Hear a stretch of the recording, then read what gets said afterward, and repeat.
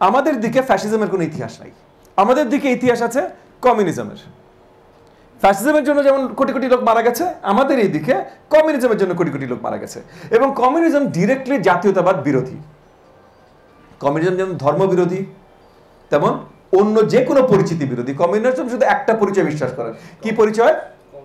Class পরিচয়, class পরিচয়। So আপনার ক্লাস কি, আমার ক্লাস কি, বুঝছেন? সো যেহেতু কমিউনিজম একমাত্র আমরা দেখেছি এবং সেটা জাতীয়তাবাদ বিরোধী, কমিউনিজমে কোটি কোটি মানুষ প্রাণ হারিয়েছে। সো জাতীয়তাবাদ আমাদের এখানে ওই কলঙ্কটাতে কলঙ্কিত না। এবং আমাদের এখানে জাতীয়তাবাদটা সবচেয়ে বেশি গুরুত্বপূর্ণ, কারণ এই জাতীয়তাবাদটা আছে আমাদের বর্ডারগুলো। আপনারা যদি একটু আমাদের 47-এর ইতিহাসও দেখেন, 1947-এর ইতিহাসও দেখেন, আমাদের বর্ডারগুলো র্যান্ডামলি আঁকা। এই বর্ডার কোনো বাপ্পা নাই, মানে ইচ্ছে হলো দিলাম, বুঝছেন? বা আপনি মিডল ইস্টে যান, প্রত্যেকটা বর্ডার জাস্ট ইচ্ছে হলো দিলাম, আসলে কোনো বাপ্পা নাই। তো এই যে ইচ্ছা হলো দিলাম বর্ডার, তাইলে এই বর্ডারের অস্তিত্ব আপনি বজায় রাখবেন কিভাবে? কিভাবে বজায় রাখবেন? এই যে আমরা যখন বলি দেশকে ভালোবাসি, আমি সেদিন জি জি বলেন, আমি যে দেশের লোক, এটা বোঝানোর জন্য বর্ডারটা যে ওরা ইন্ডিয়া, এই পাশে ইন্ডিয়া, এই পাশে রাইট। কিন্তু এই বর্ডারটা হয়েছে কেন? মানে কোন আপনি চেয়েছিলেন বর্ডার, এই বর্ডার? না, আমি চেয়েছিলাম এই বর্ডার, উনি চেয়েছিলেন এই বর্ডার? না। তাইলে এখন এই যে আপনিও বললে যে আপনি এই বর্ডারটার পর আপনি একটা নিজের একটা পরিচিতি নিয়েছেন যে আমি বাংলাদেশি। এটা যদি না নিতেন তাহলে এই বর্ডারটা আপনার কাছে কিভাবে ম্যাটার করতো? কোনো ম্যাটার করতো কোনোভাবে? এই আরবিট্রারি র্যান্ডম একটা বর্ডার করতো না তো, রাইট? কারণ 47-এ তো আমরা কেউ, মানে অলমোস্ট কেউ, আমাদের এই সাইডের কেউ এই বর্ডার চাই নাই, কেউ চায়নি। আমাদের এই সাইডে সবাই চেয়েছে পুরো বাংলা এক হবে, দেখলে আসামে ঢুকাও, দেখলে বিহারে ঢুকাও, পুরো বাংলা এক হবে।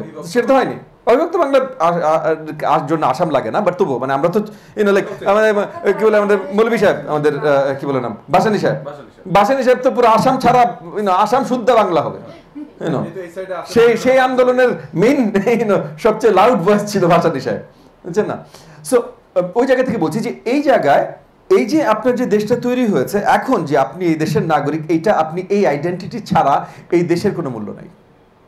যেমন মনে করেন এই যে আমি মাঝে মধ্যে জিজ্ঞেস করি, স্পেশালি রাকিব সাহেবকে জিজ্ঞেস করি, লাইক বাংলাদেশকে অনেক ভালোবাসো, তো বাংলাদেশ মানে কি? তো রাকিব সাহেব বলে স্যার বর্ডার, বর্ডার। তো বলে বর্ডারে কেন ভালোবাসো? বর্ডারে ভালোবাসার কি আছে? না মানে আপনারা কেউ গেছেন লাইক বর্ডারের দৌড়ে যে না আমার ওই খুঁটি জড়াই ধরতে হবে আজকে, তাছাড়া প্রাণ জ্বালাচ্ছে না, এরকম কিছু না। জি জি জি, সেটা হচ্ছে অনেক বছর আগে যখন ছোট, তখন আমি জাফলং গিয়েছিলাম। জি, এটা প্রবাবলি হচ্ছে 2006। তো তখন আমি আমাদের বাংলাদেশের পার্টটাতে দাঁড়িয়ে দেখলাম যে সব বড় পাহাড়গুলো সব ইন্ডিয়ার মধ্যে, মানে এমন ভাবে করা যে আপনি যেটা বললেন যে আমার মন চেয়েছে আমি ওভাবেই করি বর্ডারটা। তো আসলে ওই সময়টাতে একটা হচ্ছে অ্যাডোলসেন্ট থেকে আসলে মানে কিশোর থেকে যৌবনে বলা চলে, এসএসসি পরীক্ষা দিয়েছি সম্ভবত, অবচেতন মনে কাজ করছে যে আসলে কিভাবে সম্ভব এই পাহাড়গুলো মানে ইন্ডিয়া এমন ভাবে নিয়ে গেছে যে মনে হচ্ছে যে তারা তাদের মতো করে নিয়ে গেছে। হ্যাঁ, তো ওই সময় আসলে মানে নিজের কাছে প্রশ্ন, তারপর ভাসানী সাহেব নাকি পাহাড়গুলো নিয়ে একটা সময় আন্দোলন করছে, এরকম ব্যাপারগুলো কিছুটা শুনেছি। ওই সময় নিজের দেশ বা জাতিকে নিয়ে আসলে ভাবনাটা হয়েছে যে খারাপ লাগা এবং ভালো লাগা দুটোই কাজ করছে, যে পাহাড়গুলোতে এমন হতে পারতো মানে সমভাবে বন্টন হতে পারতো, যে আমার দেশও পাবে, প্রায় বর্ডারের এই সীমান্তবর্তী জায়গাগুলোতে এই বৈষম্যটা আছে। ধন্যবাদ। Thank you, thank you. বিশ্বের বেশিরভাগ বর্ডারগুলো তৈরি হয় মানে সবই, আর বর্ডার প্রত্যেকটি আর্টিফিশিয়াল, কিন্তু বর্ডারগুলো সেট হয় কোনো জিওগ্রাফিক আইডেন্টিটি দিয়ে, মানে একটা নদী দিয়ে বা একটা পাহাড় দিয়ে, মানে বা মানে পাহাড়ের সারি আর কি, মাউন্টেন রেঞ্জ দিয়ে, এগুলো দিয়ে আইডেন্টিফাইড হয়। সো এই বর্ডারও ওইভাবে হয়েছে। তবে যেটা পরিষ্কার করা দরকার, যেটা ভারত করে নাই, এটা ব্রিটিশ রাজ সরকার করেছে। সো র্যাডক্লিফ সাহেব যেটার দায়িত্বে ছিলেন আর কি একটা, জি জি জি, ব্রিটিশরা কিসের ভিত্তিতে এই বিভাজনটা করলো বাংলাদেশকে? এই যে আকৃতিটা, ভেরি গুড, ওকে। এই বিভাজনটার অনেকগুলো কারণ ছিল। একটা কারণ হলো যে আপনি পুরনো রাজত্বগুলোতে যদি যান, মানে বিফোর ইংলিশরা বা ব্রিটিশ রাজ টেক ওভার করার আগে এখানে যে যে রাজত্ব ছিল সে তাদের পরিধি কিরকম ছিল, তাদের ইউজুয়াল মোস্ট আগের রাজত্বগুলো যেগুলো ছিল এগুলো কোনো সেট বর্ডার ছিল না। কালকে আমি যদি পারি ওনাদের দুজনের 2টা গ্রাম থাবড়ায় নিয়ে নিলাম, আবার আপনি পারলেন আবার আমার কাছে থাবড়ায় ওই 2টা গ্রাম নিয়ে গেলেন, এরকম চলাফেরা করতো। বাট সবচেয়ে স্টেবল যে লাইনগুলো ছিল এগুলো মোটামুটি ধরা হতো। তার সাথে জাতিগত বিভাদে, সো আসামিজদের ভাষা আমাদের থেকে ভিন্ন, স্লাইটলি ভিন্ন, বাট ভিন্ন। আপনার বিহারি ভাষা আমাদের থেকে ভিন্ন, ওড়িশার ভাষা, হ্যাঁ না না বাংলা কিন্তু আলাদা ছিল, বাংলা এক ছিল। 1905 সালে বাংলা ভাঙা হয়, বাংলা ভাঙা হয় 1905 সালে আপনাদের জন্য। আপনারা খুব বেশি তেজি মানুষ, বাঙালি খুব বেশি তেজি, তারা সবচেয়ে বেশি ব্রিটিশ বিরোধিতা করেছে, হ্যাঁ সবচেয়ে বেশি আন্দোলন করেছে, সব চিন্তাবিদরা এখানে ছিল, সব রাজনীতিবিদরা এখানে ছিল।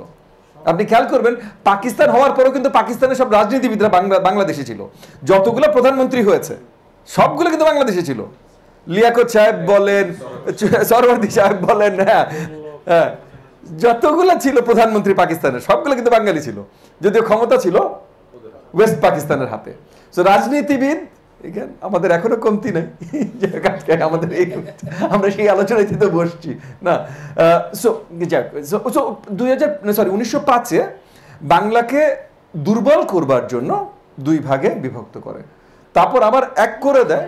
কিন্তু 47-এ যে তখন ওই 5-এ যে বিভক্তটা করেছিল ওইভাবে করে র্যাডক্লিফ ওইটাই, কারণ র্যাডক্লিফ একটা উকিল ছিল যার জিওগ্রাফি সম্বন্ধে বা কোনো কিছু সম্বন্ধে কোনো আইডিয়া ছিল না, এবং ওকে খুব অল্প সময় দেওয়া ছিল। একটা উকিল কি বা করবে, মানে আপনি তো উকালতি পড়েন, আপনাকে যদি এখন বলি যে জমির বন্টন আপনি করে দেন, ঠিক না, জমির হিসাব আপনি বুঝেন না, আপনি উকালতি বুঝেন, তো এটাই সেই সেম জিনিসটাই হয়েছে। এনিওয়ে কইছিলাম, সো এই জায়গা থেকে যে ওই যে আমাদের যে শক্ত পরিচয়টা তখন আমরা নিজেরা তৈরি করি, এই নিজেরা তৈরি করার জন্যই জাতীয়তাবাদ শুরু। এইখানে আমাদের দেশে 2 ধরনের জাতীয়তাবাদ প্রচলিত ছিল। এখন প্রথমটা আসতে আবার সময় লাগবে, কিন্তু বাঙালি জাতীয়তাবাদ আর বাংলাদেশি জাতীয়তাবাদ। বাঙালি জাতীয়তাবাদ ছিল এটা আওয়ামী লীগের মানে ওরা কর্তৃত্ব নিয়ে নিয়েছিল আর কি বাঙালি জাতীয়তাবাদের, আর বাংলাদেশি জাতীয়তাবাদের কর্তৃত্ব নিয়েছিল বিএনপি। জন্মদাতা আপনি বলতে পারেন জিয়াউর রহমান, বাংলাদেশি জাতীয়তাবাদ তার জন্মদাতা জিয়াউর রহমান সাহেব, এবং কর্তৃত্ব নিয়েছিল বিএনপি।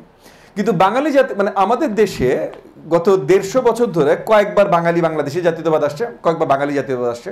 বাংলাদেশি জাতীয়তাবাদ যেভাবে জিয়াউর রহমান সাহেব এনেছিলেন সেটা হলো বেসিক্যালি বাঙালি মুসলিম জাতীয়তাবাদ। সো এর আগে আমাদের বাঙালি মুসলিম জাতীয়তাবাদও আসছে। প্রথম জাতীয়তাবাদ আমাদের বেঙ্গলে আসছে আসলে বাঙালি জাতীয়তাবাদ, যেটা ব্রিটিশ রাজের কারণে তৈরি হয়েছে 1890s-এ, মানে ওই বাংলা ভাগের আগে। বাংলা এই জাতীয়তাবাদ তৈরি হওয়ার জন্যই তাদের শক্তি বেশি বেড়ে গেছিল, এবং তার জন্য তাদের ভাগ করতে হবে বলে 1905 সালে বঙ্গভঙ্গ। রাইট। সো এরপর 1905 সালে এই যে ভাঙার পর দেখলো যে সবার তেজ আরো বেড়ে গেছে, সবাই আরো ক্ষিপ্ত হয়ে গেছে, আন্দোলন অনেক বেড়ে গেছে। সো এই আন্দোলনকে একটু দমানোর জন্য মুসলমান বড় বড় জমিদার যারা ছিল তাদেরকে এক লেভেলে পৃষ্ঠপোষকতা করলো ব্রিটিশ রাজ সরকার একটা মুসলিম বাঙালি জাতীয়তাবাদ তৈরি করার জন্য। তাদের প্রচেষ্টা শুরু হলো, কিন্তু এটা তখন তৈরি হয় নাই। কিন্তু 36-এর নির্বাচন, 1936-এর বড় নির্বাচন ছিল, এই 36-এর নির্বাচন মুসলিম লীগ বড়ভাবে হারার পর প্রচেষ্টা শুরু হয় বাঙালি মুসলিম জাতীয়তাবাদ তৈরি করা। সেটা নিয়ে আমি বড় ইতিহাসে যাব না।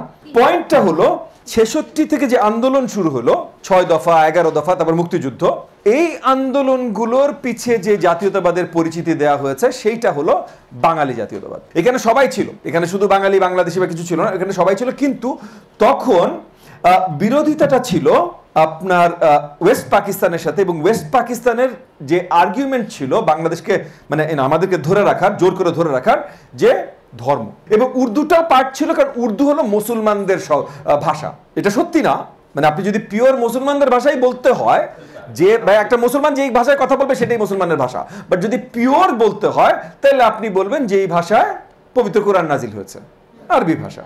এর বাইরে অন্য কোনোটা তো বলতে পারেন না। আপনি যদি ফার্সিও বলেন ভাই, তাহলে আমার বাংলা কি দোষ করেছে, ঠিক না? সো তখন এই কারণে যেহেতু পাকিস্তান রেজিমের আইডেন্টিটি ছিল হলো মুসলিম আইডেন্টিটি, ইসলামিক আইডেন্টিটি, সেহেতু এর বিরোধিতায়, এবং মনে রাখবেন 66 যে আন্দোলন শুরু হলো, এগেন 6 দফা 11 দফা স্টুডেন্টস সব মিলে, এগুলোর মেজরিটি ব্যাকড বামপন্থীদের দ্বারা। ভালো খারাপের কথা বলছি না ভাই, বাট মেজরিটি ব্যাকড বামপন্থীদের দ্বারা। হ্যাঁ, আমরা বামপন্থী হয়তো এখন খুব বেশি পছন্দ নাও করতে পারি, কিন্তু তাদের ওইখানকার অবদান আমাদের মানতে হবে। আজকে আমাদের পার্টি একজন তরুণী জয়েন করলেন, ছাত্রী, আমাদের ছাত্র আন্দোলন জয়েন করলেন আর কি। উনি পরিষ্কার করে বলে গেলেন যে উনি আর যাই করুক বামপন্থী সহ্য করতে পারেন না। ফেয়ার এনাফ, উই অল, আমাদের সবার, আমরা তো ভাই সেন্ট্রিস্ট, না আমরা মধ্যপন্থী, আমরা বামপন্থীও না ডানপন্থীও না, আমরা যেহেতু মধ্যমপন্থী, যতক্ষণ পর্যন্ত আপনি এক্সট্রিম না, আপনি বামপন্থী হলে আমার কোনো অসুবিধা নেই, আপনি ডানপন্থী হলে আমার কোনো অসুবিধা নেই, যদি অ্যাজ লং এজ আপনি এক্সট্রিম না, এক্সট্রিম কোনোটাই, তাইলে আমাদের অসুবিধা আছে।